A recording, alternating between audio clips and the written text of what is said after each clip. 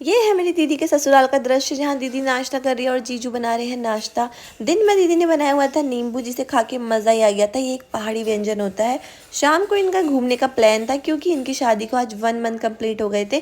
तो इन दोनों ने डिसाइड किया कि फटाक से खाना बना लेते हैं, जो भी चीज़ें बनानी है। डोंट गिव अप इनकी टी शर्ट के पीछे लिखा तो है, बट दीदी के आगे गिव अप कर चुके हैं।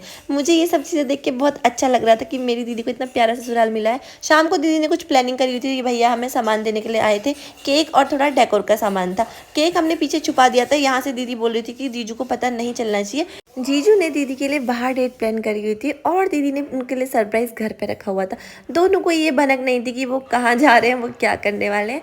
जीजू उसको लेके बाहर जा रहे थे। उसने बोला मेरे आने तक सारा अच्छे से डेकोरेशन करके रखना। तो आंटी और मैंने डिसाइड किया वाइट और रेड डेकोरेशन करेंगे बैलून से। तब तक आंटी अपना हथियार लेके आ गए, भाई साइकिल में हवा भरने वाला पंप। बोले इससे गुब्बारे बहुत जल्दी जल्दी फूलते हैं। मुझे पता नहीं था, तो मैंने कहा चलो ठीक है ट्राई करते हैं।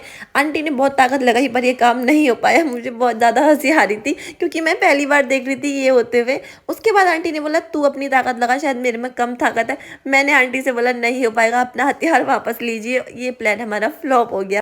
अब अंकल जी आ चुके थे और मैंने सोचा क्यों ना पहले इनको सरप्राइज दूं, क्योंकि इन्हें भी कुछ नहीं पता था, बट वो मैं रिकॉर्ड नहीं कर पाई। दी जीजू के आते ही मैंने दीदी को उनकी आंखें बंद करने को बोला और जैसे ही जीजू ने ये सारी चीज़ें देखी वो बहुत ज़्यादा शॉक्ड हो गए, क्योंकि उन्हें थोड़ा सा भी इसके बारे में कुछ आइडिया नहीं था।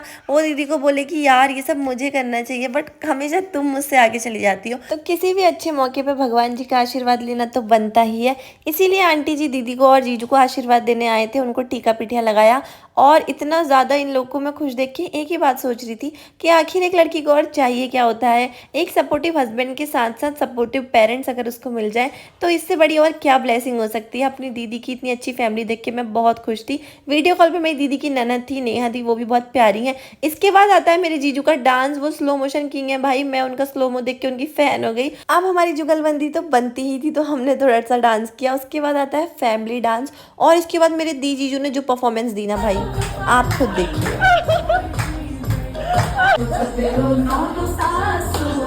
अपनी दीदी की इतनी प्यारी फैमिली देख के मैं अंदर से बहुत खुश थी। अगर इतनी अच्छी फैमिली हो तो किसी लड़की को और क्या ही चाहिए। और इसके बाद हमारे खाना खाने की बारी आती है। दीदी ने दही बड़े बनाए हुए थे, खाने के बाद हम लोग इसी पर टूट पड़े थे। अब आता है इमोशनल सा मोमेंट जब जीजू को वापस जाना था। दीदी अंकल आंटी सब लोग बहुत इमोशनल फील कर रहे थे, बट काम के लिए जाना तो होता ही है ना। तो अब हम बस स्टैंड पहुंच चुके थे और इनका मेल मिलाप अभी भी ख़त्म नहीं हो रहा था। मैं समझ तो नहीं सकती कि ये फीलिंग कैसी है, बट मुझे इनको देख के बहुत इमोशनल सा फील हो रहा था। हम सब ने जीजू को बाय किया और जीजू उसके बाद चले गए। If you like my vlogs then please subscribe my channel. Bye.